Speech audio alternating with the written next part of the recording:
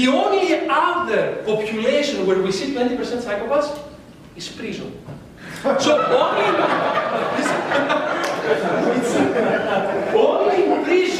only in prisons we expect 20% psychopathic traits and CEOs of companies. And not only companies, military, governments, it makes sense. Institutions, art, sports, psychopaths make it to top. The problem with psychopaths though, because they are not emotional, is that they are extremely superficial, they're self-centered, they manipulate people, and they're self-destructive. They're very short-term. In the end, they destroy themselves and others, which kind of described 90% of companies around the world. Superficial, egocentric, manipulative, and self-destructive. And that's true. There's a Canadian law professor that he took the behavior of top companies and he named them as people. He took them then to psychotherapists and psychiatrists and said, okay, this is John. This is the behavior of John. How would you diagnose John? And of course the psychiatrist said, psychopath.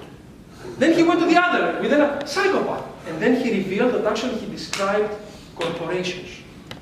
So we built corporations coming from the legal way that they were built in the US a few hundred years ago to be good for psychopaths. Short-term thinking, no remorse. You know, if it is good for my company, I will empty toxic wastes in a river in India. I will destroy the whole Gulf of Mexico because I was not checking if my oil drilling was good. Now, of course, today we have social media and transparency. Now we have to be CSR. You know, we have to be more careful. But this happens because of business, not because these people really believe in it. It's good for business. Okay, so this is the problem with Homo economicus. Homo economicus, the way that it tried to create a mentality, a mindset, it is actually a brain unfriendly, human unfriendly. It's harming our brain. Because if these 20% are CEOs, they're not all psychopaths. They're not all psychopaths. So they don't have damaged brain. However, they taught themselves to behave like psychopaths in order to get promoted. So there are many people that are healthy. I mean, a psychopath has a really biological problem. There are some neural networks that are not firing, they're dead. People that are completely healthy, they go into a company like the one that you saw the case study yesterday, Amazon, and they teach themselves to behave like a psychopath in order to go up. So there is a problem. There is a problem of how we see our role in society, how we see companies behave.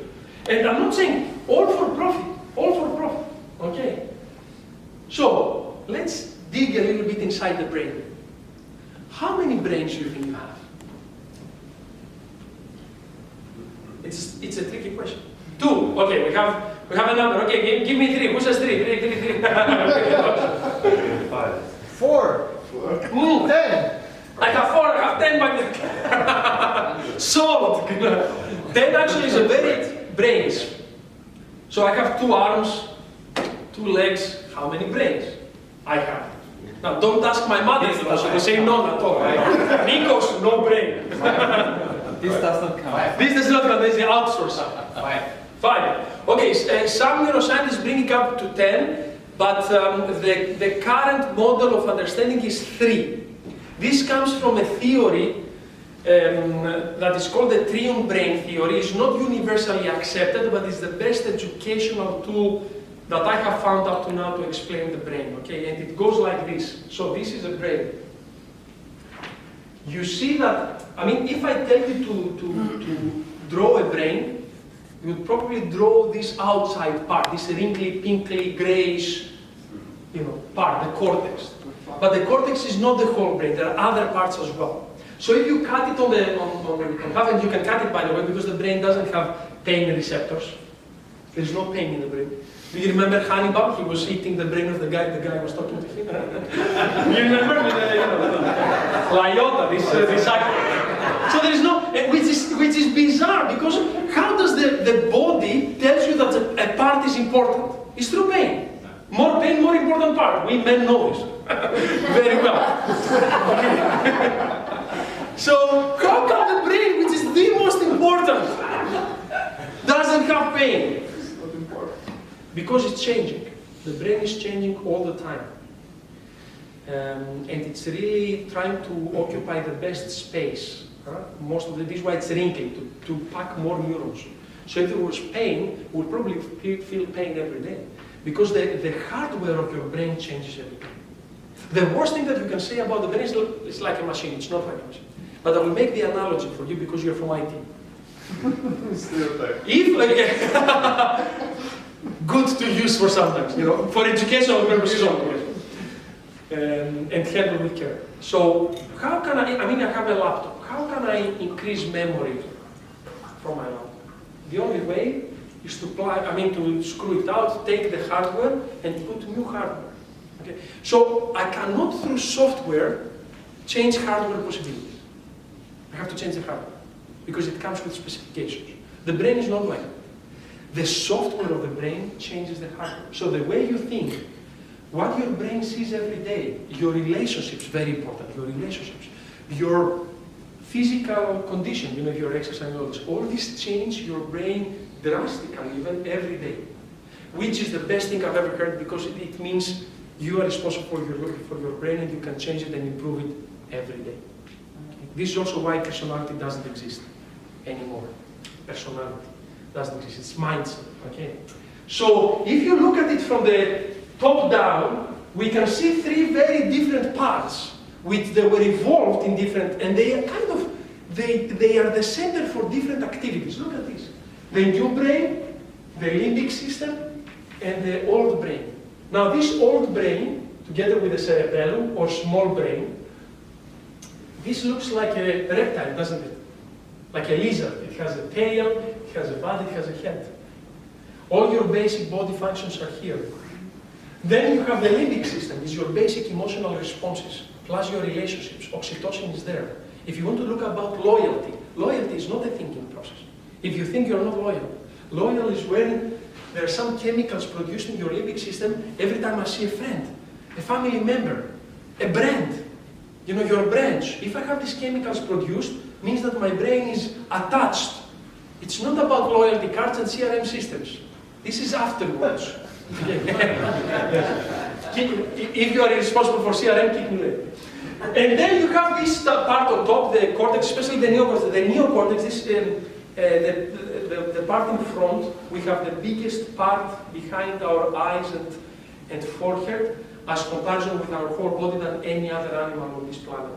Not the total brain, not even the total cortex. What makes us different is actually this in front. And this in front does the analytics, the planning, the inhibition, you know, it tries to stop other parts, but guess what? It doesn't take decisions. What if I told you, and now we start about real revolution, guys. This is the revolution that I've been living the last 12 years. I have goosebumps every day that I speak about this. Your brain doesn't take decisions, it is not made to take decisions in what we call the rational part, the analytical part, the 1 + 1 = 2. Decisions are not made there. How do we know this? We put people in fMRI scan, we scan them while we give them tasks to take decisions. And then we see which part first comes alive, so we know that the decision starts there. It's not the top part.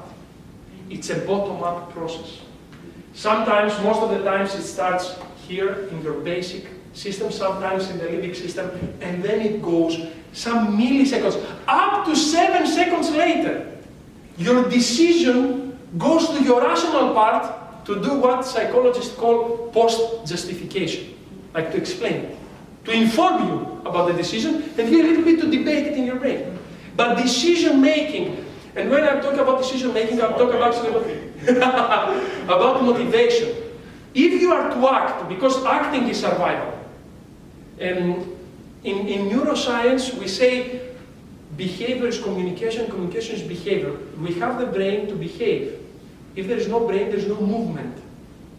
You know why we call animals animals? Because they're animated. They move, and thus they have a brain. The flowers don't move much, they don't need a brain. Actually, there is a kind of a slug how do you call this? Yes, like a basic undersea organism, okay, that is born with a very basic brain, just a little bit of this part and a big cerebellum. It moves, and in the middle of its life, it gets stuck on a rock and never moves again. You know what it does when it stucks to the rock? It flushes out the brain system. It doesn't need it anymore. You see how also it goes against Homo economicus. What is Homo economicus? The thinking man. The thinking man is not moving much. You know, he stands like this and he's thinking. Because arrogance of our rational part says, I'm the most important part. I'm here to think. Closed door. Don't interrupt. I'm thinking. While the brain is not for that. The brain is about movement, behavior. It is about behavior. It understands. It communicates through behavior. It receives communication through behavior. This is why we believe in actions, not in words. Okay, more. The brain trusts more actions. So if we see it like that, most of our current system, educational system, management system, even IT systems, not even special IT systems, focus on this part of it. They require you to think analytically. How many Excel sheets you see every day? I mean, you know, I call Excel the god of every company. If it is in Excel, it exists. If it is not in an Excel, it didn't happen. You know, it doesn't exist. We have created companies that only focus on here, and that's wrong. If we want a real evolution, we have to dig down deeper. So, out of 86 billion neurons in the total brain, only 16 are in the neocortex. So the neocortex, this top part, looks big, but it's fluffy. These deeper parts are more important. They're dense, they have more neurons. Only 5% of the total brain activity is on the third brain. So if I put you in an fMRI scan and say, okay, think, take a decision, and I measure, 95% of all the activation of the brain is deeper, limbic and below. Only 5% will be your rational part. So where is the magic? The magic is not on the 5%. Okay? And there are 10 times more messages coming from the limbic system, the basic emotional center, to your rational, than the rational can reply. That's not philosophy, it's biology. So who's the bully? Who's the bully? Look at this. If this part sends 10 times more messages here, while this part replies only one, how can it be, you know, the master? Biological speaking, it's not a matter of personality. You know, even if you say, I'm not emotional when you're taking decisions, you're just not, if you're not a psychopath, you're just not acknowledging your emotions. Your emotions are the bedrock for your decision to flower, to flourish. So for me, it's not about being emotional or not being emotional. The big question is, which are the emotions that fuel your decision? This is what makes you an extremely intelligent person. I'm taking this decision now. What are the emotions by which the decision is being born? Okay, this is much more accurately scientific. Okay, so this is, Antonio Damasio is like the god of all neuroscience. He's really a guy that changed neuroscience forever. And he says we are not thinking machines that feel, we are feeling machines that sometimes think. So the default function of your brain is feeling, is emotions. It has much more energy, it devotes more resources. In time scale, it appears faster than the other. And then later, thinking process comes in. Not to take a decision, I'm telling you again, the decision has already been taken. Think of decision making as a volcano. This is a volcano. So, and here's the lava. And your behavior is when the lava comes out. It's expressed as a behavior. Your decision is taken down here. Okay, the original brain. Then it moves up to your emotional brain to check if emotionally it's accepted, etc. Then it comes out, and before it goes out, there is this guy or lady up here with a lever, which is your rational brain. And the thing that it does is inhibition. This is the power of your thinking brain. Do I stop it or not? Okay, it's like the control center, but it doesn't have control. It tries to exert control, but really it cannot stop it completely. So it will just put it a little bit here to go like that, or open it completely. That's the role of your rational brain. If you have a pain in the stomach, it's okay. It's called cognitive dissonance. It's when somebody presents something that goes completely against what they have taught us. But psychology was wrong. You know, there are very important psychologists now, like Robert Rivers. He changed psychology in the 70s completely, where now he says psychology we should stop as a science. Because it was very much fake. Because I cannot ask you what you feel and what you think. Your brain does it automatically inside, and then your rational brain that will, through language, will tell me, doesn't know anything. It's like the government representative.